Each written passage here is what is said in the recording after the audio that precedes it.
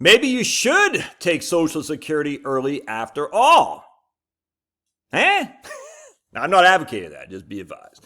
But we've had a lot of debates in the current circles for financial planning, which I'm, persona non grata. But I come on in like the Kool-Aid man. I'm like, hey, it's me, fat Kool-Aid man. Hey. I come on in anyway. They can't stop me. They can't stop me, right, Pablo?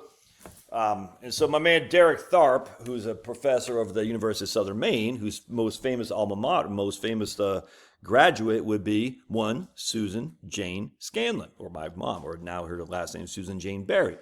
Because when we were living on Peaks Island, my mom was working part-time at Porches Department Store, going to USM and night classes to get a degree in accounting while raising 3 kids, and she'd have to take a boat back and forth to school. So my mom's a legend.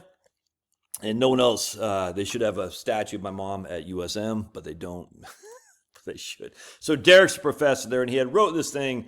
Well, let me just show what I talk about here. So I posted this on LinkedIn. I said, now I'm starting to get it cranky. My man Derek Tharp had the temerity to suggest it's okay to consider taking Social Security early. And he wrote this post on the Kids' blog, and it actually got taken up by the Wall Street Journal. But now academics are resorting to using straw man arguments against him. I absolutely believe most people would be better off waiting to take Social Security until at least their full retirement age. But man, seeing these academics use false arguments against Derek annoys me. For example, read this from Larry Kolikoff, who's a Social Security expert. I'm a big fan of Larry, and he's also professor of economics at Boston University, whose most famous graduate in economics was AOC. Anyway, I asked Andrew Biggs to weigh in it, and my man Andrew Biggs says, where I think Larry is right is applying a risk-appropriate low discount rate to your Social Security benefits. And probably that alone drives the results that delayed claiming makes sense. So what the academics will say is Social Security is risk-free, maybe, I think it is, and it has a cost of living adjustment. So what's a comparative investment that's risk-free with a cost of living adjustment? Will be tips.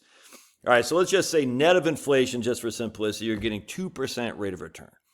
That would be your discount rate. If you're going to take Social Security early or take it later, you'd have to compare it to a 2% rate of return on your non-Social Security investments. And if you're only getting a 2% real rate of return, net of inflation, then it inherently makes sense to delay taking Social Security, because Social Security gets you a much higher rate of return than 2% because of not just you get the COLAs, but you also get the delayed earnings credits and whatnot.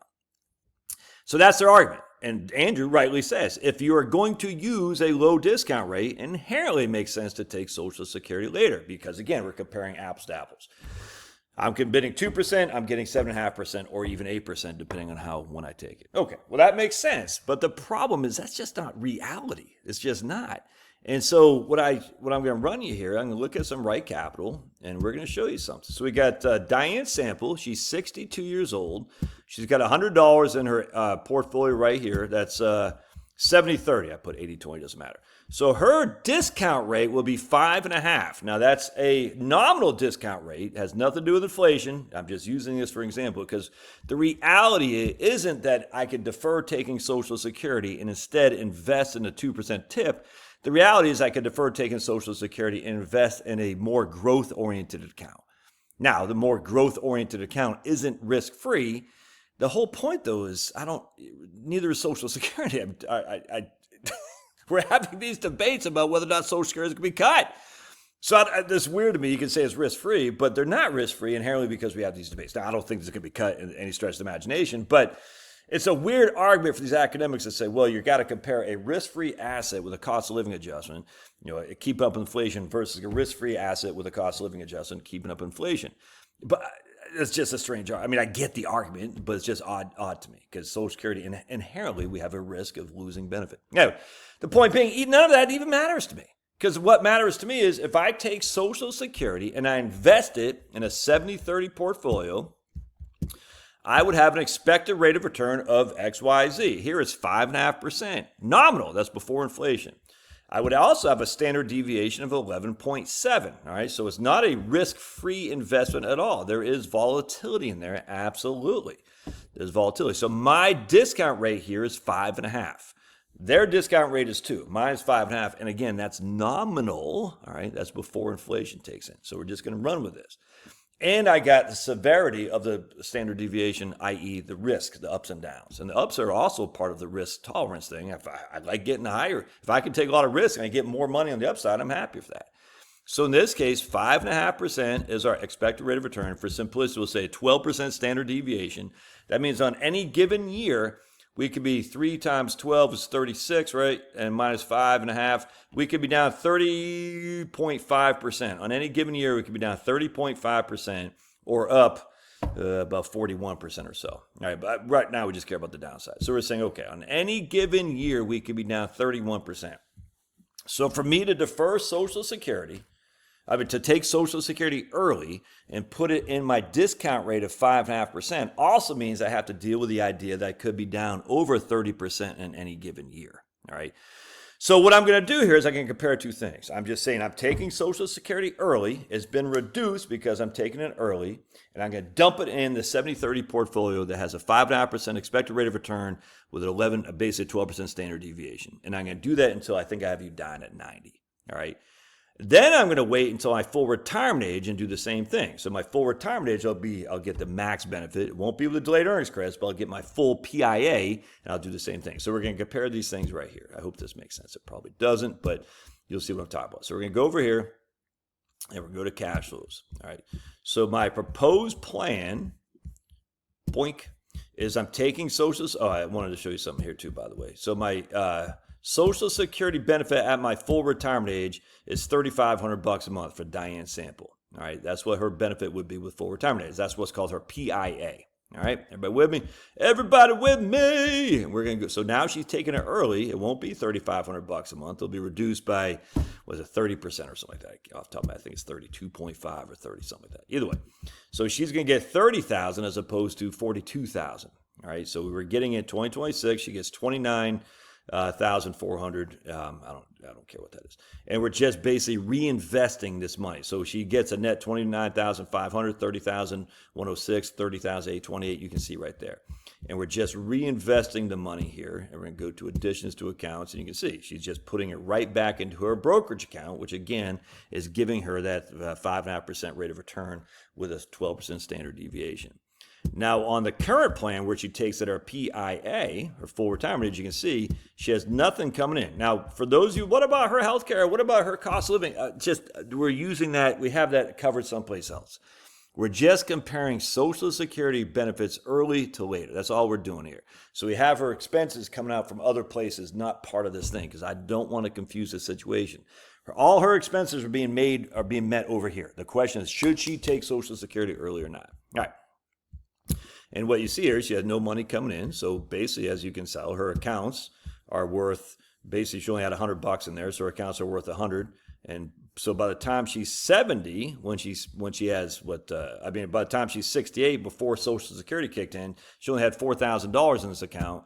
Her other account, though, by the time she's 67, had right there, 175,000. All right, so that's a pretty significant difference. And what we're going to do then is we're going to come over here, we go to analysis, and we're going to show you. It's pretty sweet. We're going to come back to here. I think it's retirement details if memory serves, and I think it's hold on a second.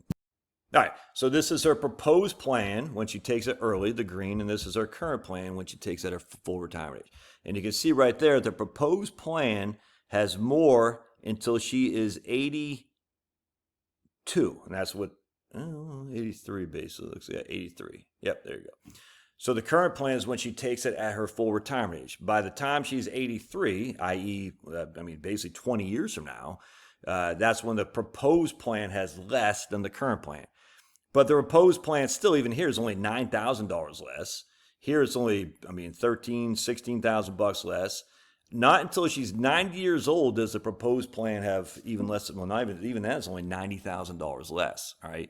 So that's the challenge here. As we're saying, the facts are, if I can get a 5.5% net rate or nominal rate of return with a 12% standard deviation, my proposed plan, while it's going to be less, it's not going to be that much less, and it won't be even that much less until I'm 83. What's the likelihood of me surviving until I'm 83?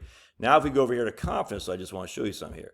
you can see the volatility here. So here's her taking at 62. By the time she's 82, 20 years from now, the median amount she has is $658,000.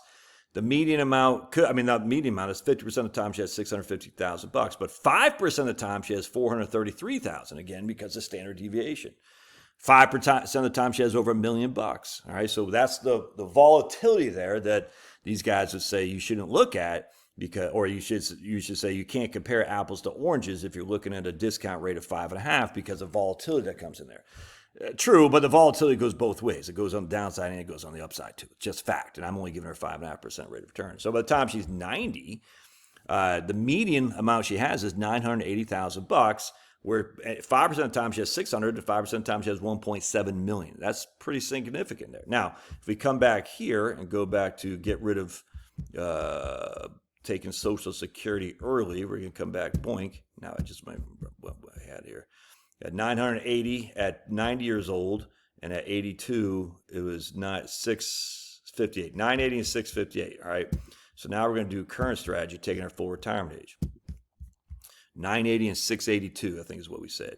And we're going to go down to 82 here, and if she takes out her full retirement age, it's 670. So again, she has more money in the median by taking it early. Now she has significantly, well, I hate to say significantly, but she has less money when she's 90 years old. That's just a fact. That's just a fact. I mean, she has more money when she's 90 years old by taking it at her full retirement age. And significantly, $100,000 more. But she's 90 years old. The likelihood of her surviving until then is what? So then we say, excuse me, you got to stop smoking the carton of Cools. We say, well, if she takes that 70, all right? If she takes that 70, now she's got a median of 1.13 million. And at 82, her median would be 645,000. So you can see she has no money there. So again, that's where you say, if I have the resources to take Social Security early, not a bad strategy for just Diane. But does Diane have a husband that's relying on her? Does Diane, it's just a million different things to look at this too. You see what I'm saying? What's the tax consequence of taking Social Security early versus later? All this. But this is the challenge that I think the people who argue, like I do, that you should wait to take Social Security have to face. Is the facts are there's more money in your pocket for a significantly longer part of your life, up until 82, than there is if you take Social Security later. These are just facts. And the facts are by the time you're even 90, the likelihood of Social Security delaying gives you much more money. It's just not there. It's just not. I mean, a little bit, we're talking $100,000 assuming you survive till 90. That's just fact. But with that said, the counter to that, of course, is you could go into a bear market. We could have bad rates of return. I mean, look at Japan. And that's what Larry Kolikoff's argument was. And it was a right argument, 100%. It is a right argument. Is it an anomaly? I don't know. You don't know. But if we're going to say we're going to look at Japan as our reason why we'd want to defer Social Security and then say we have to compare a discount rate of apples to apples, it seems like a stretch. You're like, okay, we can look at Japan. Hell, we can look at freaking 1933 Germany, Russia, Venezuela, all that stuff too. We can look at these worst case scenarios. But I just find that to be kind of silly if we're then going to say you have to compare this apples to apples. Don't you then also have to look at a likelihood scenario? I mean, you want to look at the worst case scenario, that's fine, but don't you have to look at a likely scenario, a probability of saying, what's the likelihood of Japan happening? Not very high. What's the likelihood of a 5.5% rate of return happening? I would say pretty good. Anyway, something to think about. Again, I'm not saying you should take Social Security early. I'm just saying there are reasons to consider taking it early for sure. It's your net present value or your discounted rate that you're going to use. For me personally, I'm going to take Social Security later because I don't trust the equity markets. I think the equity markets have had such a run for the last 15 years. I don't think they're going to continue to do that. I absolutely could be wrong, but I'm going to spend down my stock portfolio and rely more heavily on Social Security than other people who trust the equity markets. That's fine. For me, though, I would trust a government or King Trump to make sure I get my money as opposed to freaking BlackRock, if that makes sense. All right. Love your thoughts. Smash that like button, and we'll see you guys. God bless.